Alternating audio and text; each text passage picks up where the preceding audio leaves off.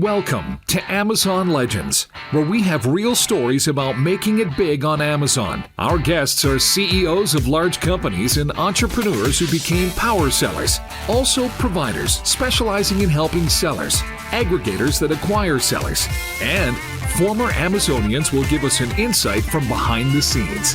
Here is your host, Nick Urison. Welcome to another episode of Amazon Legends. My next guest today has been in performance marketing for over 2 decades, working for major brands, including eBay and Commission Junction. And for those who have been around, you know about Commission Junction. They've been there, they created the whole, today's what they call influencer marketing, but it's really affiliate marketing. So I was a customer myself. And so he's been in that space working for these giants. Today, he is the CEO and founder of Round Barn Labs, which is a 10-year-old company. They are in performance marketing as a performance marketing agency. And when he's not working, he lives in Austin. So he likes exploring Austin, tennis, and his 2 kids.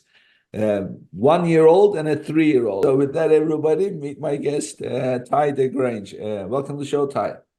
Hey everyone. Hey Nick, thank you so much for having me. It's a pleasure. Thanks for going to be a good discussion. Yes. So, Commission Junction takes me back many years because I remember this was year 2008.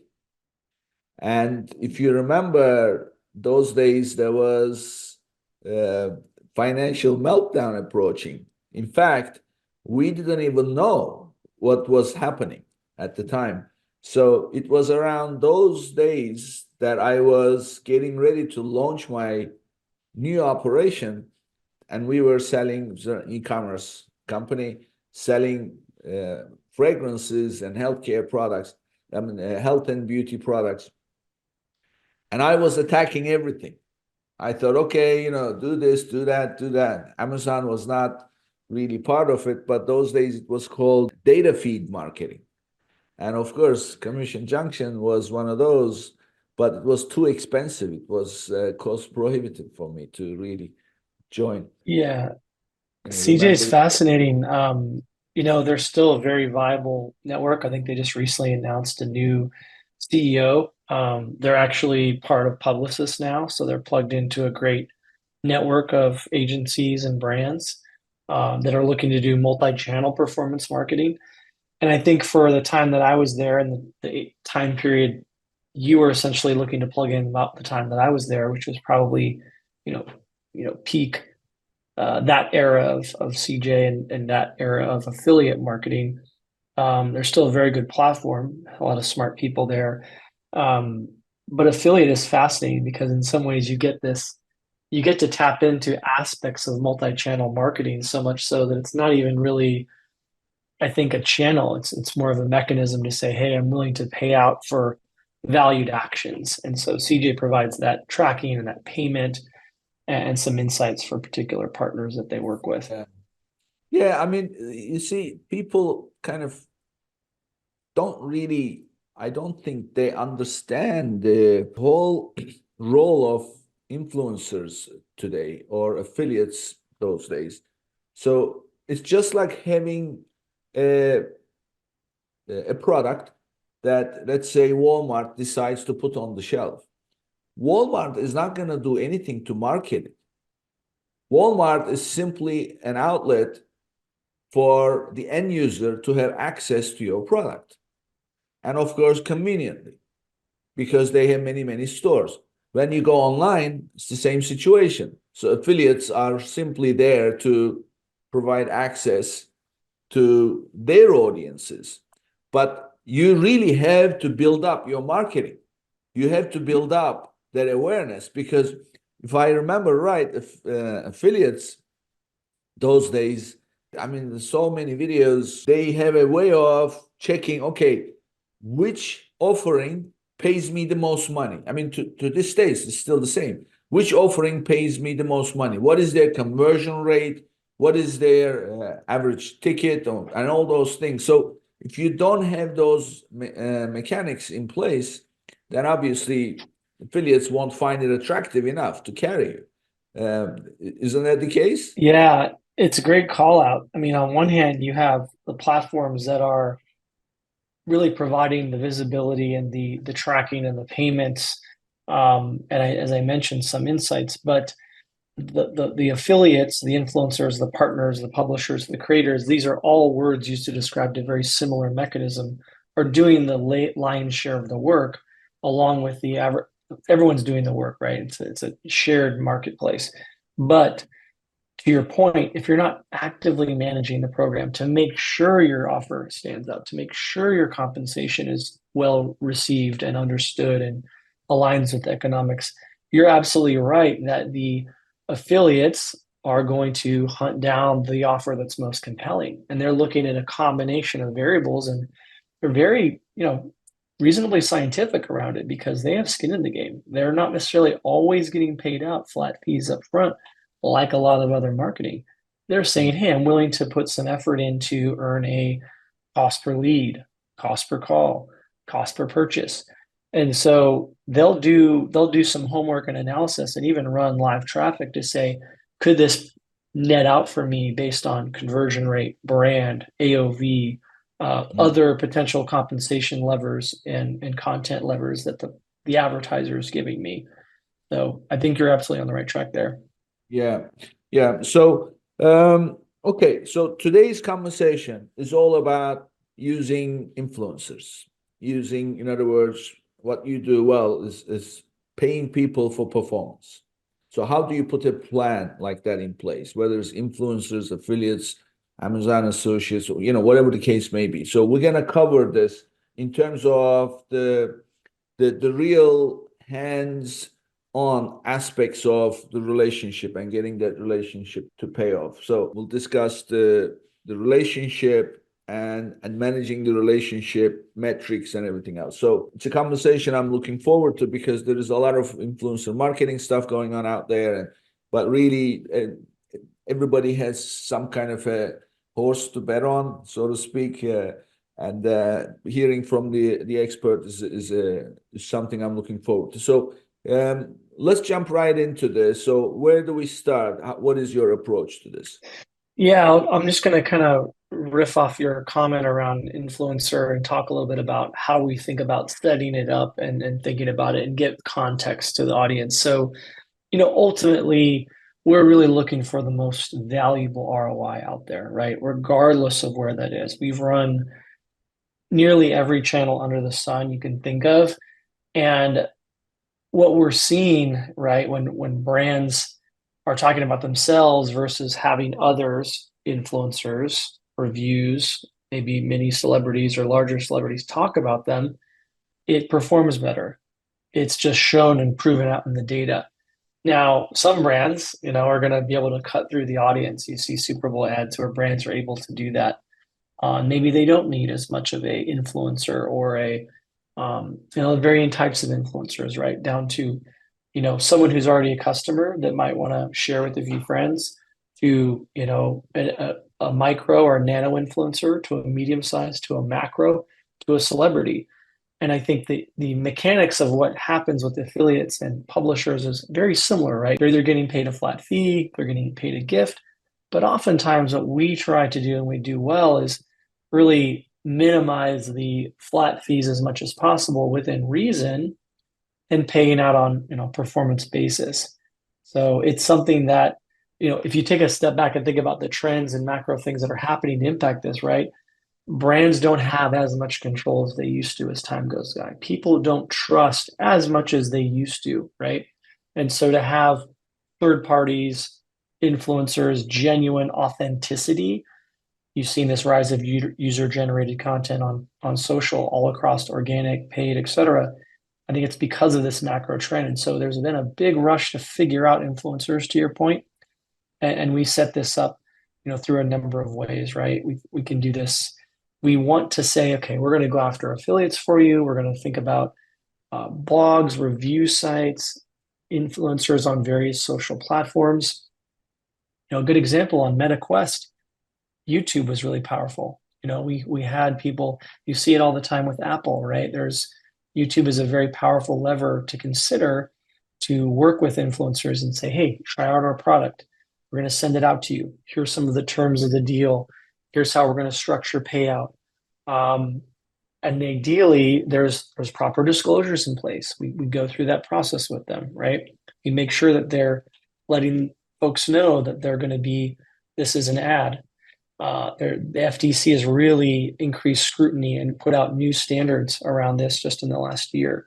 So it's really important that you're either doing this or you're collaborating with someone that can help guide you on these, because the new standards basically say everyone needs to abide, everyone needs to disclose and be responsible. The agency, the brand, and the influencer are on the hook, according to the FTC. Oh, so tell me about that. I don't know. This is about that. What's it called? The 243 exemption? Is that what you're talking about? So the new FTC guidelines, I think they came out almost a year ago. I believe if I go back, I believe it was close to April of last year. I'll have to look back. I've written about it on my blog, The Flywheel, which is on Beehive. We talk about it in detail, and we talk about it on our pod as well. But basically, the laws already share that if you're an influencer, you need to disclose that using hashtag ad or paid promotion when you're getting a compensation, a gift, or a compensation from an advertiser, right? Nothing new there. What changed is they're saying not only is the influencer on the hook and the advertiser, but the third parties coordinating that, like an agency is. And it also kind of raises the question on network. I don't have a legal counsel for you on that yet, but all parties are really on the hook, according to the FTC. The second piece is that it really makes more specific what you can say and you can't say. And I'm happy to share kind of the more details on this legal, some of the ruling and counsel around this from our industry that would be really helpful for the audience. But it makes it more specific, makes it more comprehensive, gives them more authority to go after more people if there's a violation. So there is this, I remember one of my closest friends is an attorney. So he told me something a long time ago. He said, never offer a guarantee. Do not use the word guarantee. So that is always something that he said, stay away from it, because that's dangerous. And as yet today, everybody offers guarantees, right? Yeah, exactly, right. It's the dance between marketing and legal is always a fun one, an interesting one, where legal, the secret sauce is to really get in lockstep, in alignment with your legal team, and working from the same metrics, hopefully, so that everybody's on the same page, because it can get super restrictive. Obviously, there's certain rules that are just you can't get around, but you absolutely want to have a good working relationship with your legal team to make sure that you can kind of be able to put out messages they're going to perform well on marketing, but not get anybody in trouble legally. Yeah. So as far as working with influencers, so give us your take on this. How does a company approach using performance marketing? Yeah, I think in my view, I typically like to see, certainly post product market fit, certainly some dedicated budget around it, some willingness to test and learn in the channel. I think certain signals you're going to want to look for is if they've stood up paid search, if they've stood up paid social, that's a really good indication. The more mature these channels are, the better. Kind of gives a good baseline, because you don't want to go to market with something that influencers are not going to want to pick up. A good example is there's an opportunity to gift a ton in influencer marketing to a point where if your product is good, if it's well reviewed, if it's high quality, you're going to have a lot of existing customers that are probably willing to sign up to be an ambassador or influencer of sorts. You're going to have people that are, essentially lining up to promote it. So those are all things that you want to look for. That retention rate is really valuable. that AOV and lifetime value is really valuable. So once you have those standards kind of lined up, you're going to want to look at a tracking mechanism. We'll talk about this more a little bit later, but utilizing something like a CJ, like we talked about, something like an Impact. Aspire is a good one in the influencer community. Impact's done a lot recently. They've acquired companies and they have a creator product where they can track influencers quite well. There are Social Snowballs, one I like as well. They're doing a lot of innovative things to tap into your existing customers to make it a little easier for them to promote, as opposed to try to seek out all these influencers from the outside. And then once you have that, it's really becomes a recruitment, a volume game, but also a quality game where you have to recruit, a certain number, make sure they're in the program, tracked, engaged. We want to get them live with links. We want to get them trying product and giving feedback. We want to have agreements in place with them so they know kind of what they can and can't do. Ideally, there's a nice medium where the partner really feels they can come from their voice. They can speak candidly and excitedly about a product, but obviously do so in a way that's, reasonably on brand. Really, authenticity has become, it's overstated probably, but I think that's what really jumps out in terms of what performs best. And users are really savvy. They see when an influencer is maybe overly scripted or overly fake, and they can smell it out. And so I think, where there's not perfect polish or there's some maybe mild errors, some of these do surprisingly well from a performance perspective. Mm-hmm. So those are some big observations, kind of like how do you think about getting started? And we can certainly go into other details as well. Yeah, I had an influencer on the podcast actually twice now because he was on about almost 2 years ago, a year and a bit, and we brought him back to see because influencer space is changing. There's a lot of things going on, and both occasions he said the same thing. The number one quality you're looking for in an influencer is the passion he or she has for your product. And that's what you just confirmed. So it's the authenticity. It's that scripted promotion, people are not buying it anymore. They want that spoken from the heart, like a mother, a stay-at-home mom talking about a baby product is a big deal. But one thing that you mentioned that is actually is a pretty good idea. Recruiting your current customers as influencers. First of all, you wouldn't pay them anything, and they bought the product, and they probably have an opinion. And I was just thinking, if you go back and look at your reviews, those who posted positive review, they would be the perfect candidates, right? Because they probably also posted some videos and things like that. So they would be the perfect influencers, right?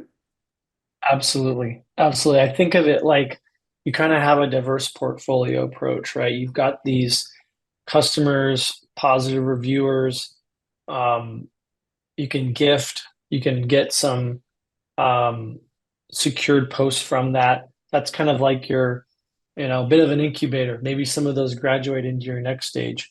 Then you have a slice of influencer where, they're falling into maybe a little bit higher follower count. But as you said, that engagement rate is more important. That comments, the excitement and passion of the use of their followers, those might start to get into the range of, okay, they're willing to utilize an affiliate link to get paid on performance basis. Maybe some of them start to justify doing some small flat fees to say, hey, $500 will get you X number of posts. It's not going to break the bank, but you're moving up. And then I think sometimes you have a slice of influencers where, hey, this is a sizable follower account. Maybe we start to get north of 100,000. I have my list of definitions of nano and, over a certain size means they're a macro influencer, et cetera. Maybe you're not getting in the million followers yet, but then you're talking about definite flat fee, probably more, stringent agreements. And then that balanced portfolio is really important. And then you can kind of play with the mix. You might realize, okay, we overspent a little bit on paid. Maybe we want to reel back. Or, hey, um, we introduced paid here. It didn't nail it on the first one.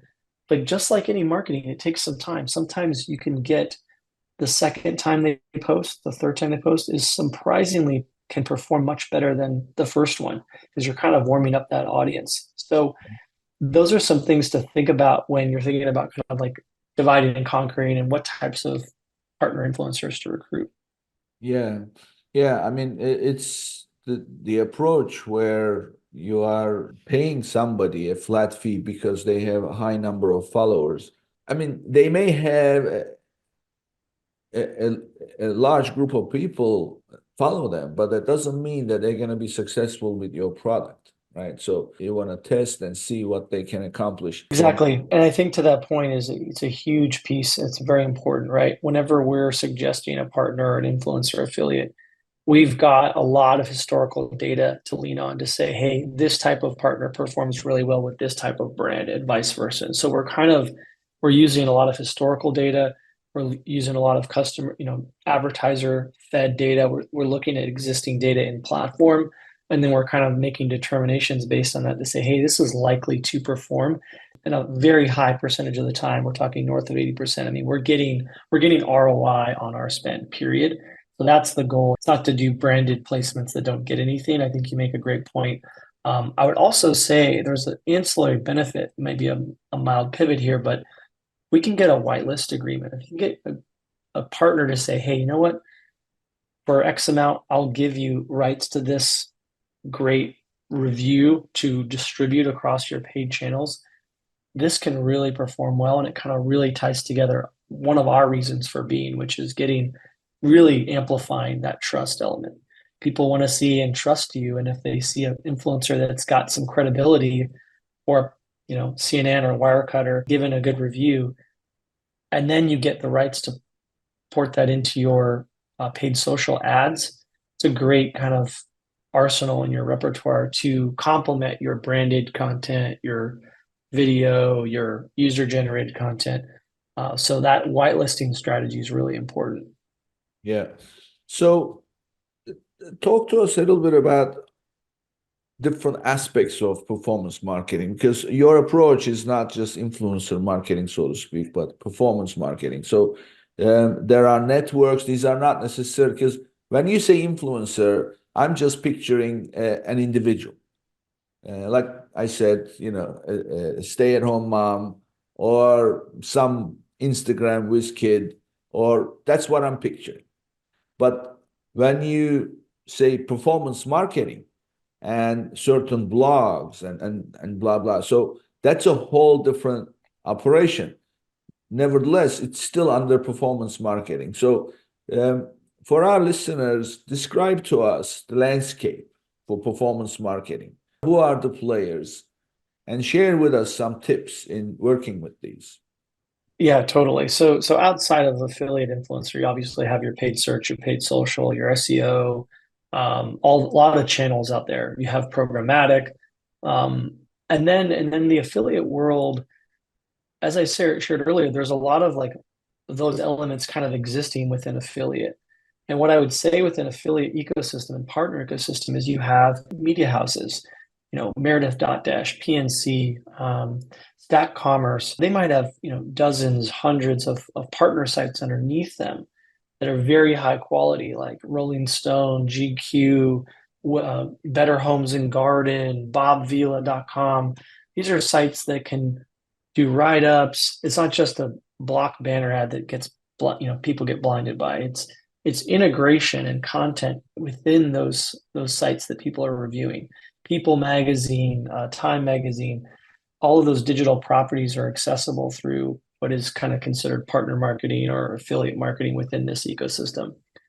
So those are some opportunities. Then also you've got sub affiliate networks. You've got Skimlinks, Sojourn. They have a more powerful list of sites that you can reach out to work with. You have Coupon and Deal, especially for like consumer electronics. Slick Deals is one of the highest traffic sites out there. You obviously got to be managing your deal promotional schedule as you would a brand and make sure it falls into your profit goals and you're not cannibalizing too much. But there's a lot of good opportunity to be featured on deal and discount sites. There's also gated sites, sites where you have to be a member. They might have some for college students. You require a college URL. You might have some for Bank of America employees that can log in and get specific perks for being an employee. Then you've got loyalty, whole new vertical. You've got American Express, Rakuten Rewards. You promise where maybe you allocate, moms like to allocate spend towards their college savings for their kid. So there's a lot of things out there that people don't really associate or think about, and a surprisingly high number of people that will consider using one of these partners as part of their buying journey online or part of their discovery journey. Those big ones like American Express and others, how do you get into those big organizations? Do they have the same thing in common in terms of getting into them, or each one is different? The networks have some similarities in terms of their partner discovery technology and in terms of their how to connect with partners. Partners typically can apply. If you're Nike, you can receive applications and someone on your team or an agency can review and say, I approve Amex and I disapprove the other partner. What often is the differentiator is someone with some affiliate or influencer marketing experience can, come in and either be in-house and help you navigate that process, or an agency more readily is a good often way to navigate that, to say, okay, how do I make sense? How do I have a conversation with Amex? It's easy. Some of them work with third parties, some of them work with brokers. So it's a very relationship-based business. There's, quarterly at least trade shows that most of the key players are attending. So if you have someone that's attending those regularly on your behalf to kind of evangelize and say, hey, we'd like to work with you, those can help. We have a very extensive database on our end, just as an example, where we kind of know who that main contact is. We've seen them at a recent show. We've integrated them with the brand already. So it's usually a human element versus a programmatic element in some of these other channels. When you're getting on Google, when you're getting on Meta, you don't need to necessarily email with a human being to arrange that. Surprisingly, with affiliate, there's some programmatic, but there's a lot of human elements still involved. So having someone on your behalf to kind of, broker and negotiate that is often needed. So the first place that comes to mind to be able to start something like that is LinkedIn, I guess, right? Because you're saying that you just need to reach out, find the right person, and it's not a system-driven approach. So if you find out who is the person in charge on LinkedIn and initiate a contact and then see where it goes. What do you say to that? Yeah, yes, for sure, possible, and it can help move things along. But scalability wise, it can be tough. That's where kind of our reason for supporting and helping brands kind of get the attention through tag, through one-to-many messages, through, if we have to nudge someone on LinkedIn, that helps. But we use everything from email to CRM to a conference for our system to recruit partners. And then some of that can be done by getting people attention on social like that. But it's kind of by any means necessary. So it's a bit of herding cats exercises at times.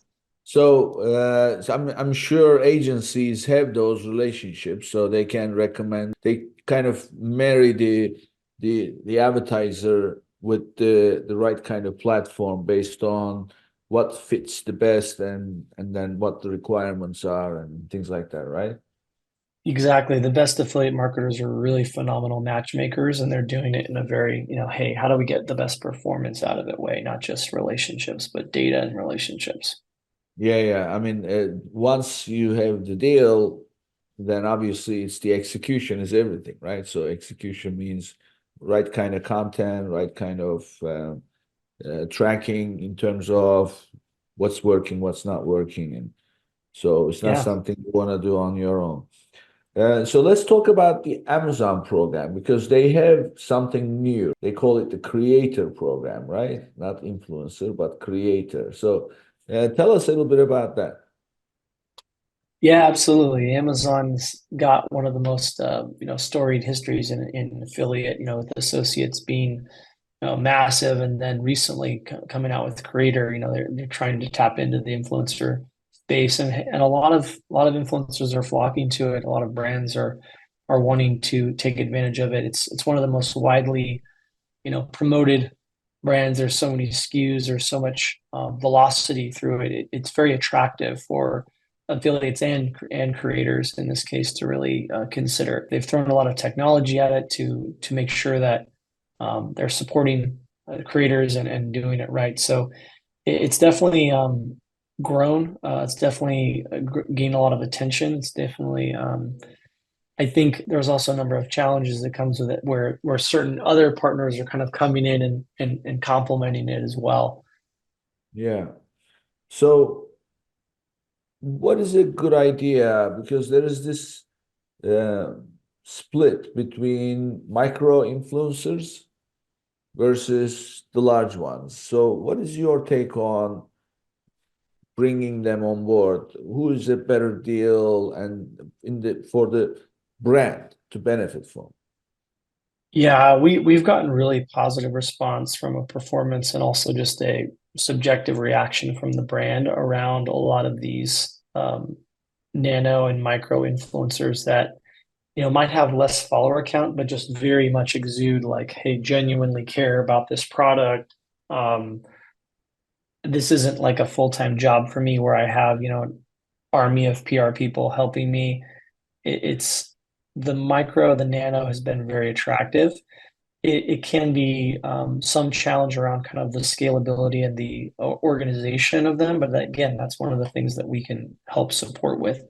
But the brands, from a performance and a subjectivity perspective, are really responding positively to getting a good volume of quality, authentic um, partners that are really not necessarily massive. We're talking about like sub 50,000 followers, sometimes even less, sometimes sub 10,000, and you have to balance that with the traffic volume, revenue volume you're going to get from those. But I've seen examples where influencers can be very high ROI. They're not going to be as high ROI as your highest ROI performance marketing channels, but as part of the mix, I've seen them get definitely a number of them getting definitely a return on investment and a ROI. Well, I mean, this is interesting. So, uh, influencer marketing programs rank much lower on the ROI scale compared to your other marketing programs. But I would have thought that the reason why people choose influencers is because of the ROI, because of their wider reach. So why is it not as favorable?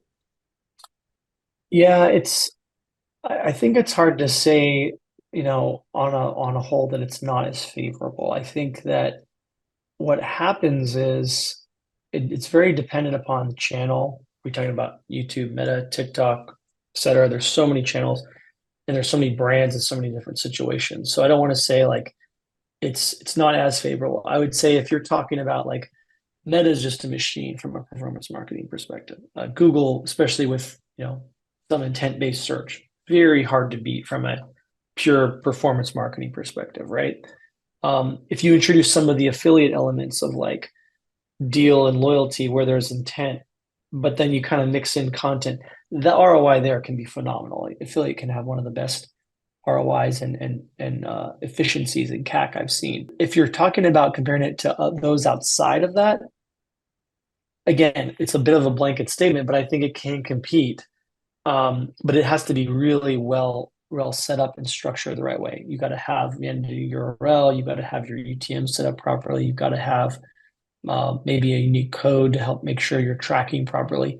It's not as attributable as Google search, just as an example. I think people get that. Yeah. Um, and I think again, people can lose their shirt on on an influencer if they're not doing it the right way, and maybe they're putting too much stock in those big names and not as much of that, excitement, passion for your product, et cetera, like we talked about, that engagement rate. And some just don't convert as well. Some of that's attribution, but some of that's more of you're more getting into the awareness consideration part of the funnel versus the conversion part of the funnel. It still plays a role, and then you get into the difficult part of the attribution process. But we counsel clients all the time on, hey, what kind of attribution window makes sense? How do we set these up the right way so that you are getting the best ROI possible on influencer? So if we do influencer, we tend to get ROI, right? We tend to get efficiency, but I think compared to those really most efficient channels, it's usually not going to be hey, I got the best ROI, I got the best CPA of all my other channels.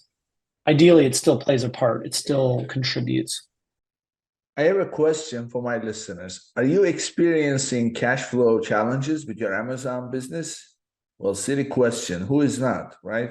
So let me introduce you to Viably, a unique solution tailored for Amazon sellers and e-commerce enterprises. By connecting your Seller Central or Shopify account, you can promptly access funding along with a variety of financial tools, all for a flat fee. It's as simple as that. And for my listeners, they are offering an extra $1,500 in funding for eligible applications.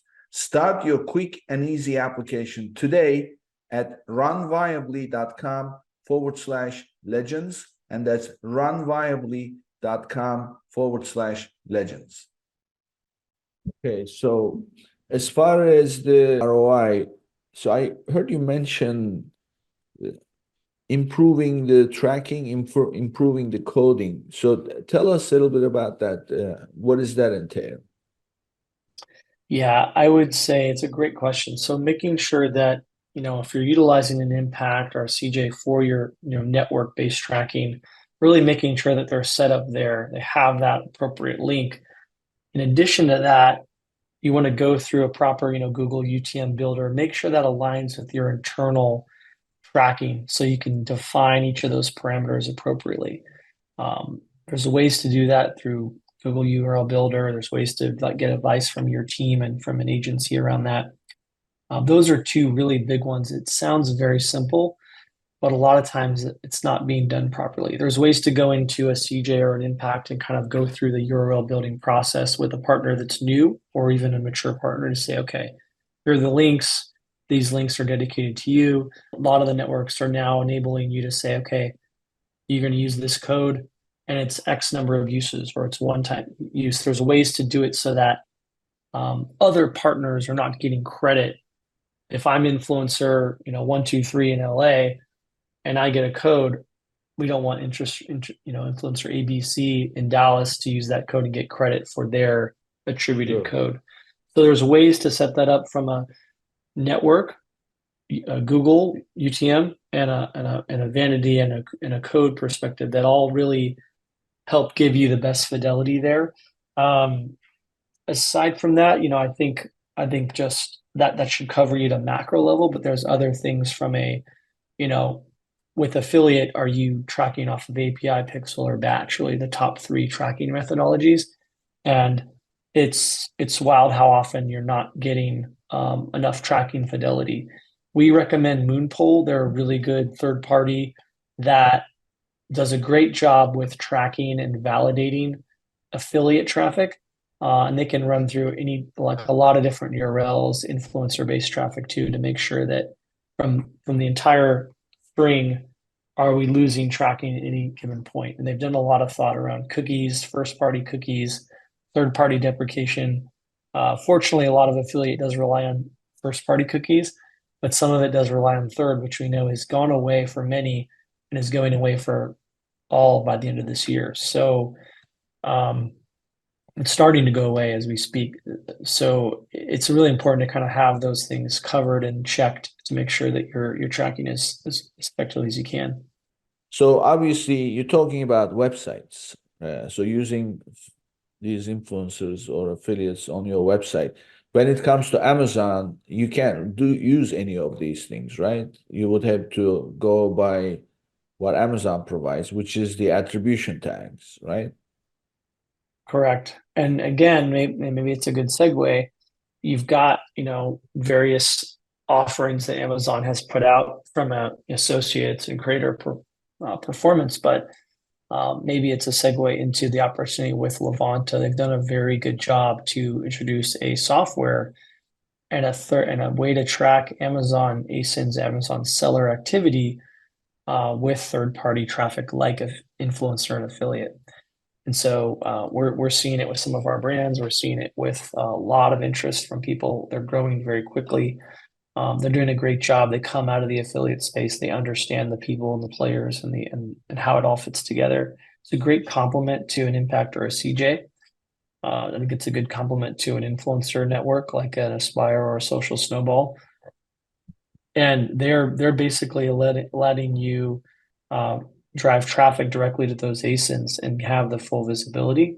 They're also really enabling that kickback that Amazon's doing. So Amazon's really incentivizing that 10% kickback for third-party traffic into those ASINs and those seller URLs. So it's kind of an awesome opportunity for e-com brands that are on Amazon and selling well to really tap into affiliate and influencer in a way that didn't really make as much sense before. You mentioned Levant, right? So tell us about. So this is a separate company, obviously, like CJ, and it's designed for influencers to be, I guess, tracked to drive business to Amazon listings. Yeah, Levanta has been around for not that long. I think they built and sold a software company to acquisition, and then they recently launched Levanta, I want to say maybe barely 2 years ago. They're growing, they're hiring, they're making it easy for brands to plug in that are Amazon sellers to send affiliate and influencer traffic to Amazon pages and ASINs. It's much more controllable, attributable. It's not as much of a black box as I think we've seen from. You don't have as many levers available to you with associates program. A lot of times you're limited there, and it's really Amazon based brand. Whereas this is really opening up any seller to really drive traffic directly using Levanta's technology. Yeah.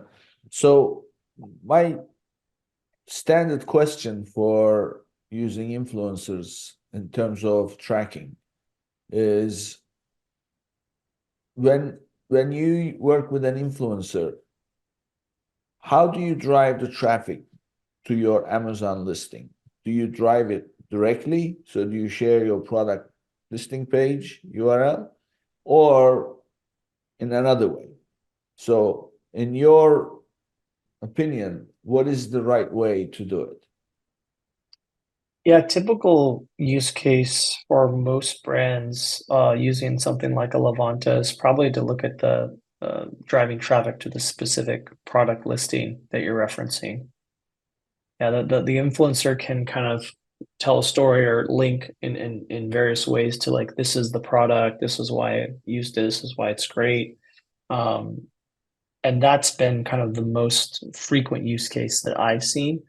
I imagine there's probably sometimes other use cases where they're not going directly to the product page, which are doable, but I think it's primarily product detail page. So I'm glad you mentioned that because I want to dig into that a little bit. So, as you know, on Amazon, metrics are everything. So the algorithms are looking at all these indicators for a product as well as the seller, and then they're making decisions. And one of the most important metrics is the conversion rate. So when you work with influencers, you really have no idea what they can do. They may do very little, they may do great. But how about those influencers that drive a lot of traffic, but not necessarily orders? So now you have a situation where your conversion rate is going to take a huge hit if you're driving those visitors directly to the product detail page. So that's where I am a little bit cautious about driving traffic directly to product listing page from external sources, influencer or otherwise, even Google ads. So, what is your take on this? Yeah, it's a huge call out. So this is a huge issue. This is a huge consideration in affiliate marketing as well as it is an influencer. Um, we spent a ton of time investing, looking at ways to make sure our landing page and the user experience is really optimal to convert. So you're hitting on something that's really important. It's a lot of affiliate and influencer engagements that definitely require some warm up, some offer page, maybe it's a listicle or these have become a really important piece of the affiliate influencer um, puzzle, which I'm glad you brought up. So depending on the situation and the level of how much that traffic is warmed up, you do want to strongly consider having some kind of a is it a review page? Is it a listicle where that person is describing in detail something more long form? Maybe it's a higher ticket item. So depend on the situation. Sometimes it might be almost category like in behavior. We've given a lot of thought internally around, especially in ecom, the various types of pages that one might want to have to really optimize for conversion. And so that's applicable on the affiliate side when you're sending direct to consumer to the site. That's applicable in this scenario where we're talking more about, third party traffic going to an Amazon page. So we got to consider both. And there's definitely times where you don't go straight to product detail. There's definitely times when you want to have a little bit more of a warm up. I've seen definitely both work, but in some cases you're definitely going to you're kind of removing a lot of the other ancillary factors and really guiding them through that funnel process. Sometimes a very required piece of the step. Yeah. So, what is the determining factor to send direct to the product detail page or not? I think it's tough to fully say it's like an if-then statement. We'll often, model out our hypotheses, most things we test and experiment. And, I think if we can see a model where our conversion rate is high enough estimated from that PDP, to net out for the investment and for the experiment and for the test, then we probably would opt for the product detail page. We'll run a lot of historical data. What do they have internally? I think where there's perhaps less trust going through the system, less trust with the influencer, then we might need to have kind of more of a building of that trust through the landing page. I've seen cases where an influencer can have so much trust and kind of their post almost becomes a landing page in itself in terms of explaining away those concerns and pumping up the psych factor, as Reforge will talk about, that you don't necessarily need to have that intermediate or that kind of warm up page or that review page or that explanation of the product in more detail. So it comes a bit of a math and science problem in terms of an estimate, but we can also make adjustments, right? You have to sometimes. And so if we are seeing that it's not converting, the beauty of affiliate and influencer by an extension is you get to kind of negotiate with the partner as the campaign's going to say, hey, we've had X amount of time, we're at stat sig, we're not seeing conversion as healthy as we thought. Let's try something new. So do we need to add confidence builders? Do we need to add trust symbols? Do we need to maybe come up with a co-branded page? That's something that's really powerful for influencers of a sizable, trust level to say, hey, trust symbol and XYZ brand have partnered together, and that's going to give you even more confidence to say this is something worth pursuing. Yeah. Yeah. I mean, what you mentioned is so key. So there's quite a few, you're very soft spoken. You deliver a lot of very valuable pieces of information.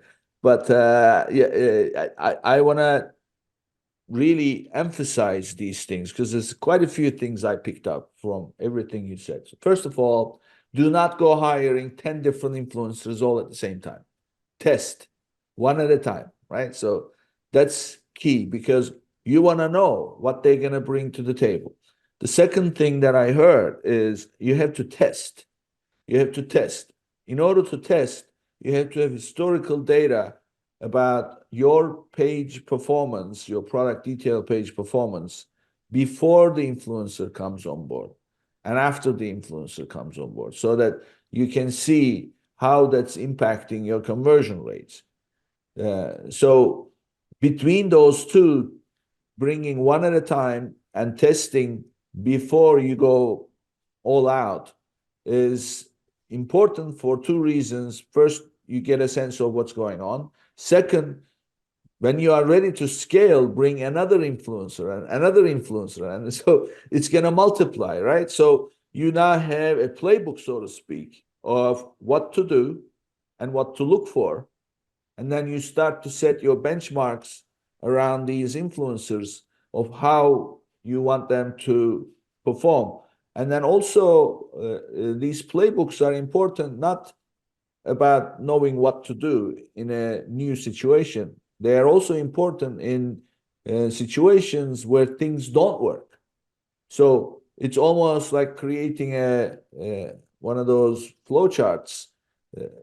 Like if this happens, do this. If this happens, do that. So that's what the real playbook is about. So what you mentioned about, if it doesn't perform the way you expect, then maybe co-branded page, maybe this, maybe that. So there's so much you delivered. I just I had to bring it back up because it's so valuable.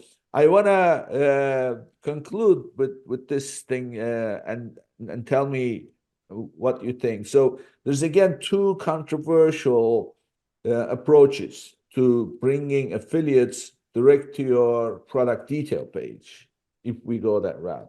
One is using the Amazon attribution tags. The other, so of course, with that, you get to have that extra brand referral bonus, plus you are able to track which affiliate. You can set up different tags for each influencer, and then you can see. The other one is don't use attribution tags. Get people to use the Amazon Associates program because then that doesn't interfere with conversion. Then you can do it all day long. But then you don't have the data in terms of what the influencer is doing. The influencer has the data. They are already making their money. You don't even get to see it. It just shows up as traffic coming to your product detail page. So tell me, what's your take on this? Yeah, I would honestly lean towards I think this kind of underscores the opportunity with Levanta to get more visibility. They are a third-party software, but they've done an amazing job of working with Amazon to make sure they get enough data to really, I think, give you more data and insights and control to really make affiliate influencer make more sense for sending to Amazon. You're just going to see more insights, more data, more information that you can react on. You made a great point that, associates is great.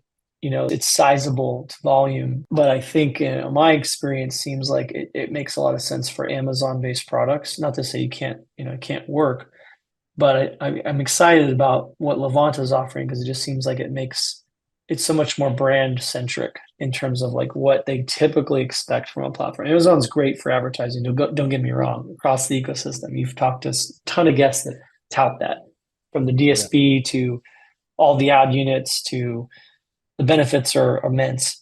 But from an affiliate perspective, I think Levanta has unlocked something important where it kind of seems to make more sense with this channel from a product tracking and kind of customer matchup. Yeah. Well, you're not related to Levanta, right? So you just happen to be, yeah. So I'm happy to say Levanta will be on the show soon. I'm looking forward to that one. And they'll be on the show soon. We now record this at the end of February 2024. And I think we have a recording scheduled in a couple of weeks or so, and then it will air probably a few weeks after that. So, for those who are looking for this, it will be a good show. Okay, so let's now get to know you a little bit, Ty. So we talked all about performance marketing, influencer tags, this, that, the other. But who is Tye DeGrange? Tell us about yourself. But what I'm interested in is not your resume. It's who you are as a person and how you got to be here.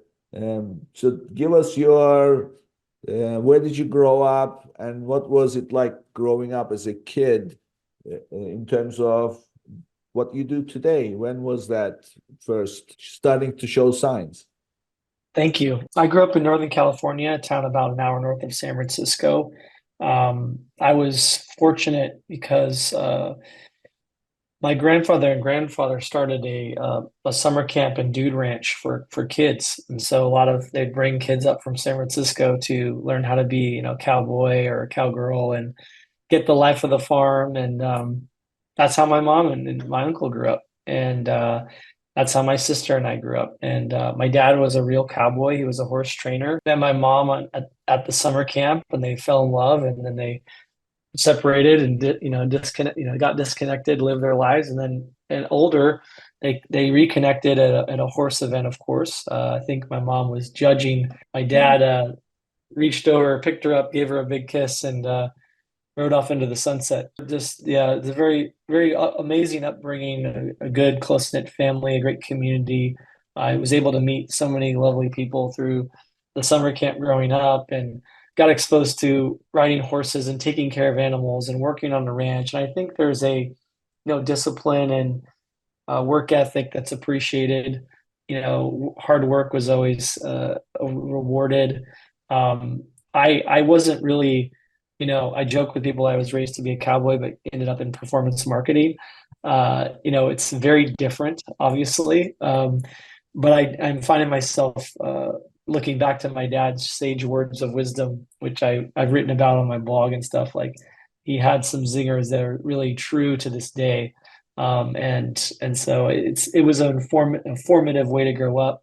It led me to great college experience and great friends. And I enjoyed competing at sport, in baseball, and then later in club rugby.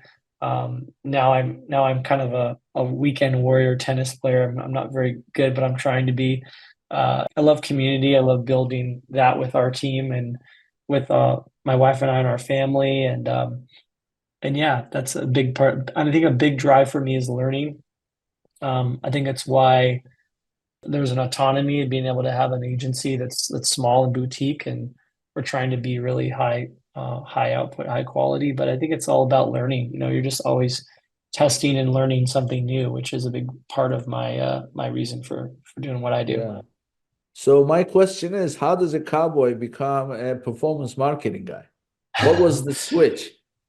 I love being outdoors.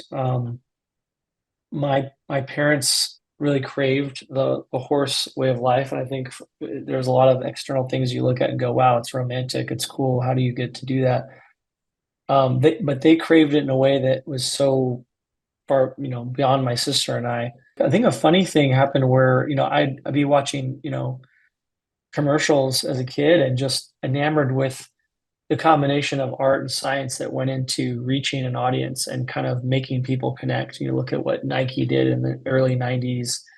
You look at what just brands could do to TV being the primary medium. So since I'm a little older, the internet wasn't there until my senior year of high school. Um, it captured my imagination. So when I went off to college, communication was my major. I ended up going into history because I didn't want to have too many majors. Mhm. Um, and it just captured me even more. But I think there's some connection there where how do you connect with data, psychology, brand, the human aspects, entertainment, the the things that have come up now with memes are similar for me now. And I think that I was very fascinated by those intersection of things. And so it took me a while to kind of fully get into that. And I feel like now I get to do that with a fun group of people. And that's hard to really, it's hard to beat. It's a pretty enjoyable way to work. And I enjoy making sure the team has what they need too. Yeah.